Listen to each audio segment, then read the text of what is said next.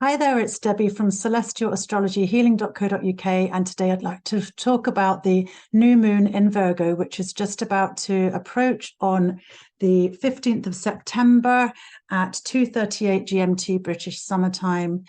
So you'd have to adapt that to the time zone where you are in the world. If you're further east from the UK, it will be happening earlier, and if you're further west, it will be happening later. So first, I'd like to share a beautiful image of Virgo and this new moon where the sun and the moon are conjunct at 21 degrees Virgo, 58 minutes. So this is a beautiful image of Virgo, the maiden, who's connected to the harvests of the fields and Mother Earth herself, Pachamama, Earth Mother Gaia. She has a sheath of corn around her head, and she's like relishing in this beauty of being connected to the earth, because Virgo is an earth sign, a mutable yin feminine sign of the zodiac. So there's a connection about our physical bodies in Virgo, about being healthy, having healthy rituals, what's good for our bodies, what's good about our diet, what could be improved. There's a sense of always wanting to make things better with Virgo, because she's very meticulous. She's analytical, and she knows what's best. She discards the chaff from the wheat and just keeps the best with her discerning manner. And so at this time of year in the Northern Hemisphere, there's many harvests. For example, I've been enjoying going along the hedgerows near the river where I live and gathering elderberries, rose hips, hawthorn berries, yarrow, to make lotions and potions for well-being through the winter, making oxymels, which is a wonderful wee thing that you can do, cramming lots of herbs into a jar and then putting vinegar and honey, which pulls out all the beautiful, healthy constituents from the herbs and sweetens it with the honey. So it's many thousands of years old. So maybe that's something that you can think about doing for yourself, something for the future to keep you well, because Virgo is really about health and well-being. So at this time of the new moon, there's this sort of innocence about Virgo. There's a sense of personal character, self-reliance, because in myth, she didn't marry. She was very just. She knew what was right, and therefore she became known as Virgo the Virgin. But that's because she knew her own mind and she didn't need to rely on anybody else. There was an innocence about her, but a sense of being of service. So this new moon may represent a new beginning, a new time, thinking about what seeds can I plant in my life? What are my intentions? What do I want to bring in the future? How can I improve my life, my well-being? What can I do for others in a sense of service to others as well? And if you work with the new moon come into fruition 6 months later, we only have one new moon in Virgo, and then 6 months later, we have the full moon in Virgo. And that's at Pisces time, because full moons happen opposite the sun. So that will be on the 24th of February 2024. So planting new seeds of intention about improving health and well-being, or services that you offer to others, with the intention of bringing them to fruition in the sort of springtime of Pisces season, working with the moon. That's something that you can work with now. So what's going on in the heavens at this time? If you can bear with me, I'll just share another screen.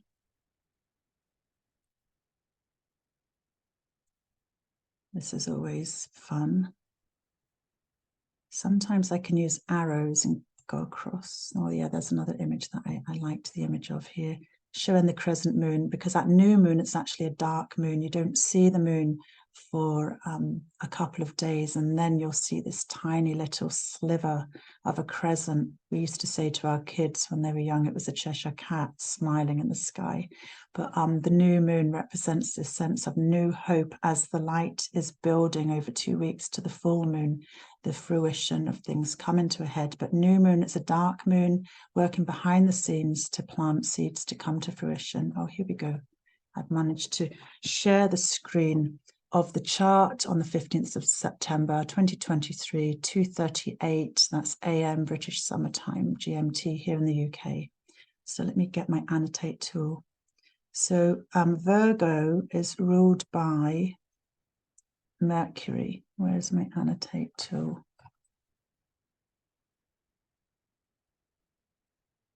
Oh, here it is.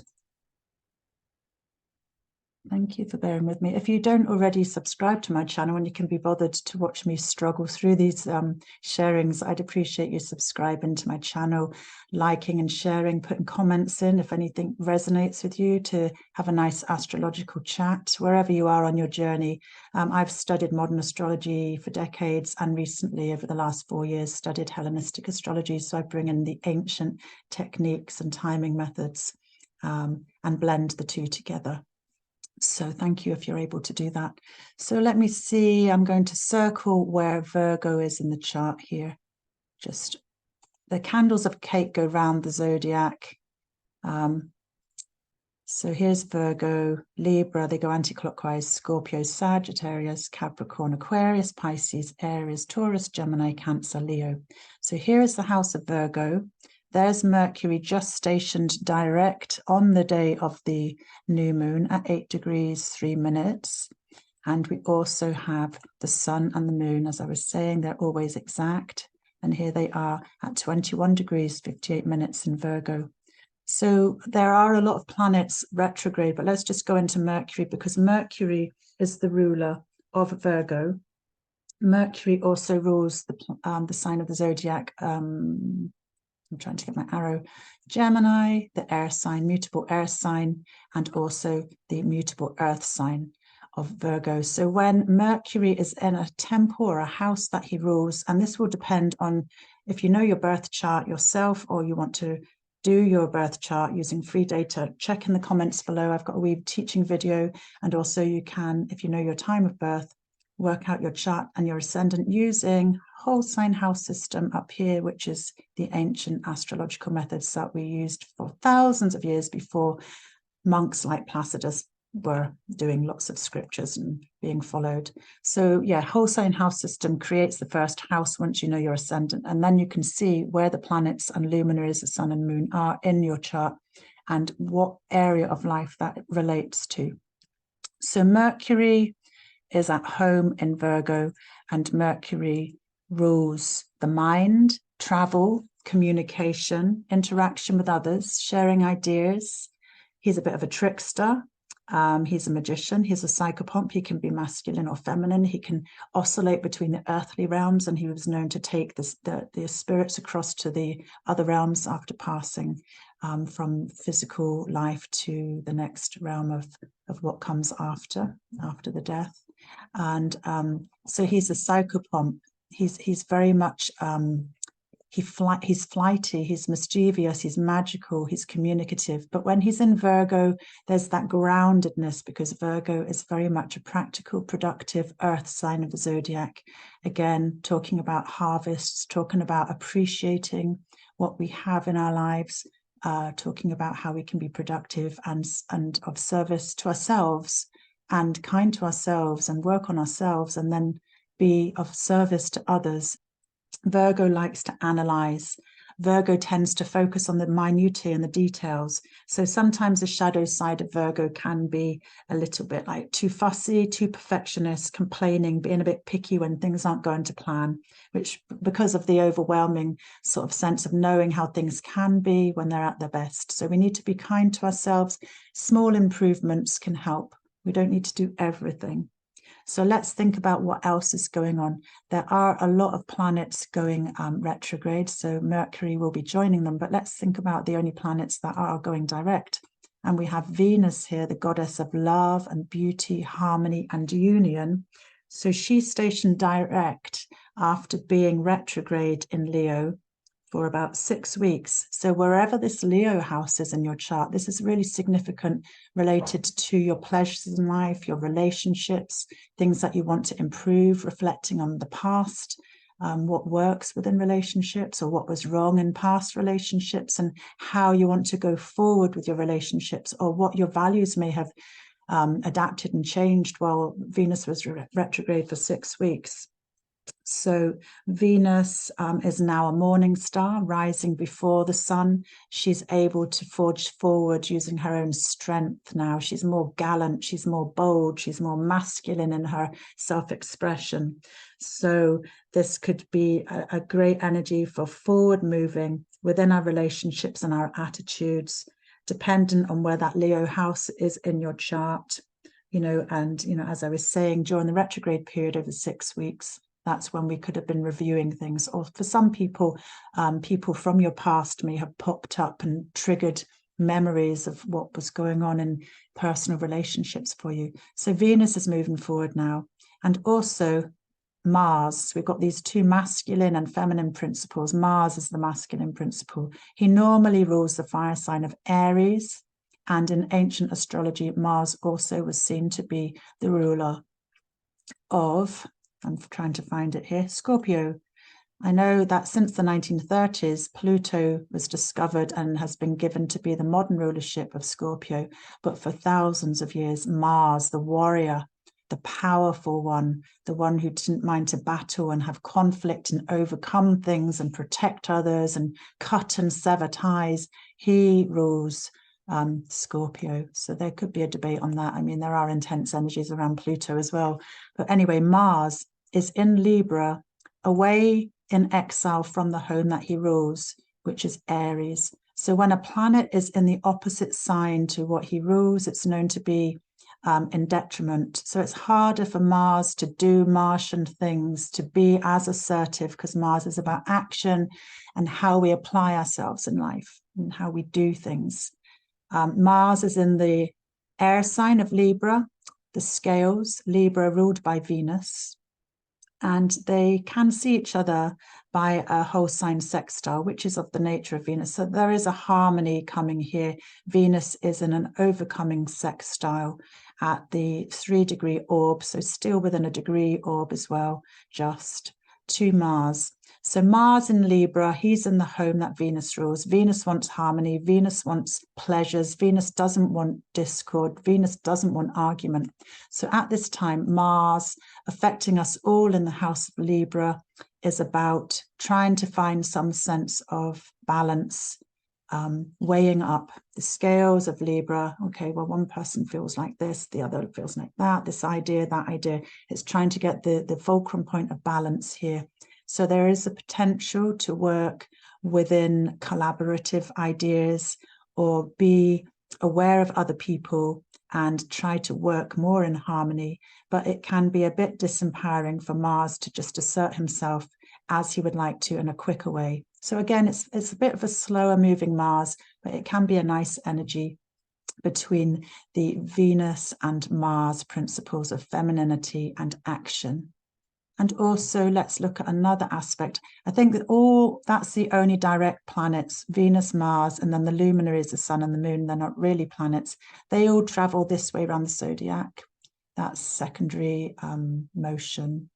And all the other planets, starting with Pluto, still squaring, Pluto at 28 degrees, Capricorn still squaring the lunar nodes and the cardinal sign of Libra and Aries, and there will be some eclipses going across there. So people that have planets from around 25 degrees of the cardinal signs, Aries, Libra, Capricorn, and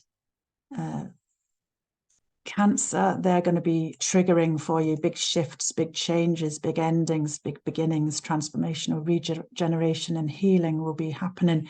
And you'll be feeling this going on. It's a very slow moving aspect because Pluto is the most distant planet now. I know some people say he's not a planet, but dwarf planet, but the energy of Pluto is strong, especially for cardinal signs of the zodiac. What else have we got? If we go to the next distant one, we've got Neptune, 26 degrees Pisces retrograde in the sign that Neptune's been given for modern rulership. In ancient astrology, Pisces is ruled by Jupiter, as well as Jupiter ruling Sagittarius. But Neptune is in this very dreamy, ethereal, compassionate, caring, creative sign of Pisces going retrograde. So reflections on dreams and fantasies and hopes and faith is happening. And then we've got Uranus recently gone retrograde, and at 22 degrees Taurus, 57 minutes, where you see the RX, co-present with Jupiter. But let's go to the next planet, and Saturn is the next one out, 2 degrees Pisces, 27, retrograde in Pisces. And then Jupiter's recently gone retrograde here as well. Chiron, who is an asteroid of the Centurion belt, is retrograde. The north and south node of the moon Rahu here, and the south node Ketu here, they're always retrograde. They go in the opposite directions to the planets. They go clockwise on the zodiac wheel, and all the planets go anti-clockwise through the zodiac. So yeah, that at the time of having retrograde planets, it is a slower time to process things.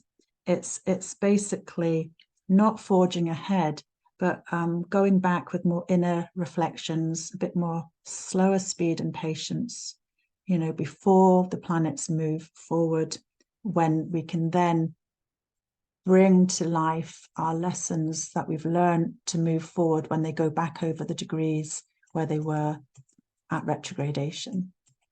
So what else have we got going on? We have a nice aspect between Jupiter at 15 degrees retrograde and Venus at 14 degrees retrograde. So it's a square aspect, but Jupiter is the largest planet of the solar system, and Jupiter represents expansion, positivity, growth, opportunities, hope, travel, usually exaggerating things. So in a square aspect, the nature of Mars, it can be triggering and cause us to dig deep, but to Venus, even though they're a square aspect of 90 degrees between them, they are both benefic planets. So again, wherever this Jupiter is in your Taurian house, and wherever Venus is in your Leo house, the Ionian house, there's energies there being triggered that can bring some good fortune, expansion, recognition, rewards, or maybe some travel in your life as well. So what else have we got on? I think we've got a Uranus square as well, squaring the new moon. Sorry about that bashing of my mic. Hope it didn't come out too loud. So where's Uranus? Right next to Jupiter. 22 degrees 57. So this is a short-term aspect because the moon will be shifting quite quickly. The moon moves about, I think it's 13 degrees a day. So moves through each sign of the zodiac every 2 days or so. So this aspect here, 30, 60, 90, this is a trine, sorry, which is it 30, 60, 90, 120? Oh, yeah. So I made a mistake. So Jupiter was trine. No, I didn't. Jupiter was square Venus, the sign before, and Jupiter is trine this new moon. So trines are of the nature of Jupiter, and as Jupiter is positive, outgoing, expressive, and hopeful, this trine energy of something that can be unsettling because Uranus is a very unpredictable planet. He has an eccentric orbit. He was discovered, I think it was 1781 or something like that, in the time of industrial revolution, electricity, you know, big shifts, big inventions. He can destabilize, he can sort of bring sudden unexpected events. So this trine energy to the new moon, feel into what's coming up for you around the 15th of September. Feel into any exciting ideas that sort of inspire you to make sudden changes or step into more independence for the future. This can be destabilizing and make you feel slightly insecure because Uranus is in Venus ruled Taurus, and that's Earth, and Taurus wants stability and you know, keeping things the same. It's a fixed Earth sign, but Uranus wants sudden change. He destabilizes. It's like a volcano erupting, causing, you know, disruption. He's like an earthquake crumbling the Earth.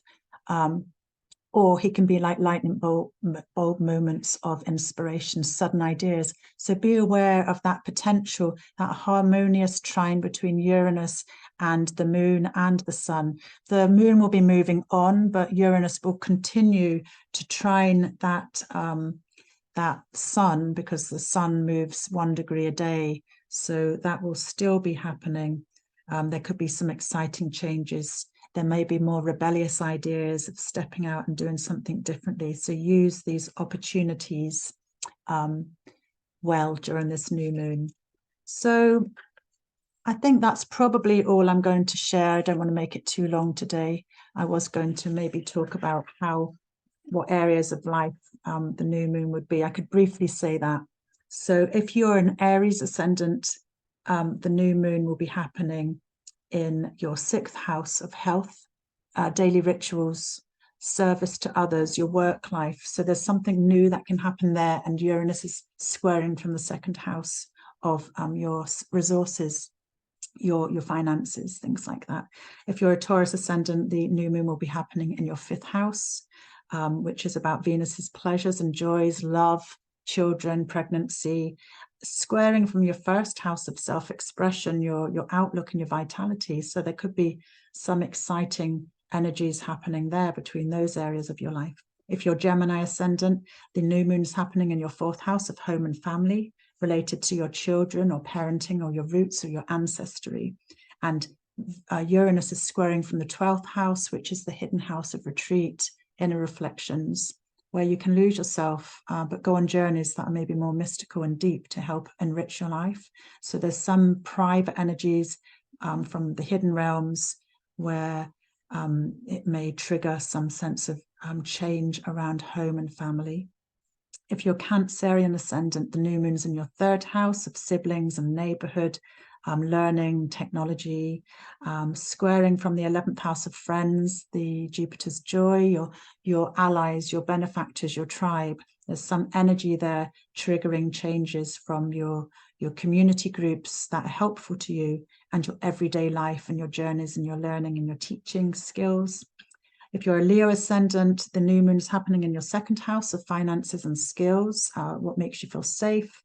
And it's squaring from the 10th house of what you're seen to be doing publicly. So that square from praxis, the house of praxis, is triggering changes to feelings of security, but using your own skills, but maybe some potential, some sudden unexpected shifts coming from what you're seen to do in the public world and your vocations if you don't have a career. If you're a Virgo ascendant, this is happening, the new moon in your 1st house. So this is really giving you a lot of potential to make some really big shifts as far as your health, how you want to embrace your experience with the outside world, to help your vitality, to improve your health, to have a positive effect on your outlook.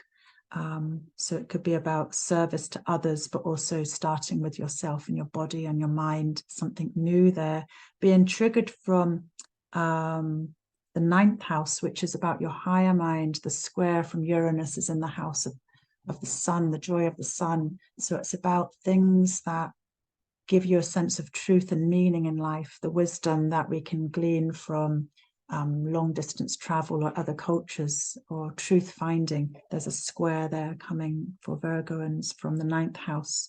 Libra, the new moon is in your 12th house, which is the private house of retreat, squared from the 8th house, Uranus. So other people's money, something to do with it can be your partner's money and how that supports you, reflect into something new that you're trying to process, new shifts, or it's money that comes in from other places like inheritances, grants, tax rebates. There's something about karmic debt there with the 8th house of Uranus, something sudden and unexpected, or rewards from others that you can process with this new moon in the hidden 12th house. If you're a Scorpio ascendant, there's a new moon in your 11th house, which is about your groups and friendships, those that are helpful to you. Maybe you'll make some new friendships, new beginnings, and start some sort of group initiative, or take part in a different club. And that squares from your 7th house of relationships, Uranus there. There could be some sudden changes, unexpected events that happen from the house of relationships, partners, love interests, or your clientele, because the 7th house can be those that you serve in the world. So there could be some sudden changes or opportunities coming, unexpected ones, from the 7th house to the 11th house there, with Uranus squaring the new moon.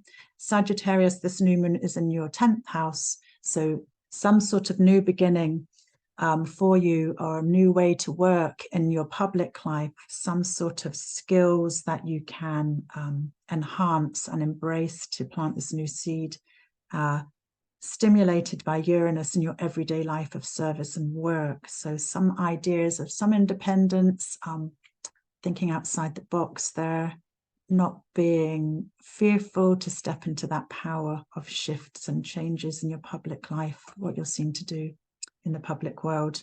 If you're Capricorn ascendant, the new moon is in the 9th house of the higher mind.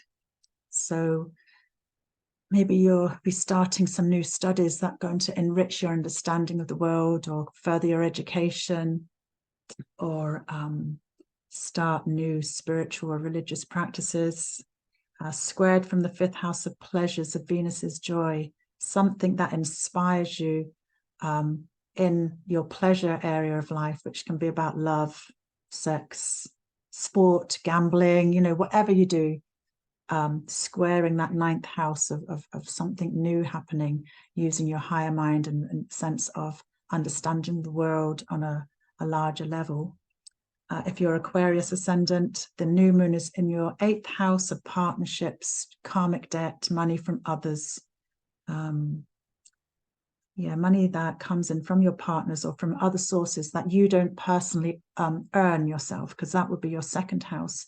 And there'll be shifts and challenges and unexpected events happening within the home and family for Aquarius there, triggering some sense of working out what you owe others, what they owe you, in a sense of karmic debt and sharing.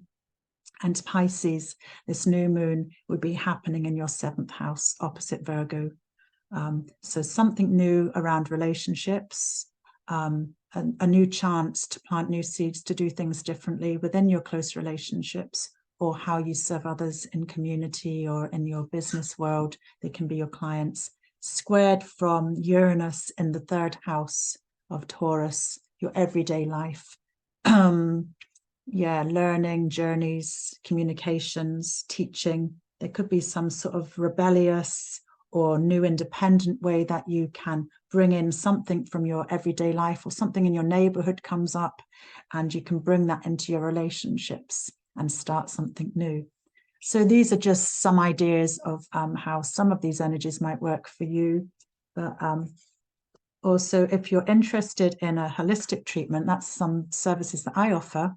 I can offer, if you live in my vicinity in Scotland, I offer shamanistic, holistic treatments using some sound, Reiki, Balinese massage, and reflexology. So it's like a journey for about an hour and a half that you can nurture yourself and rest in a sacred space and benefit from that. So contact me if you're interested in that.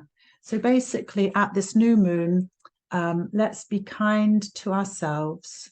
Let's think about what we can do to nurture ourselves in a more holistic way, and how we can be kind and supportive to others in a sense of service.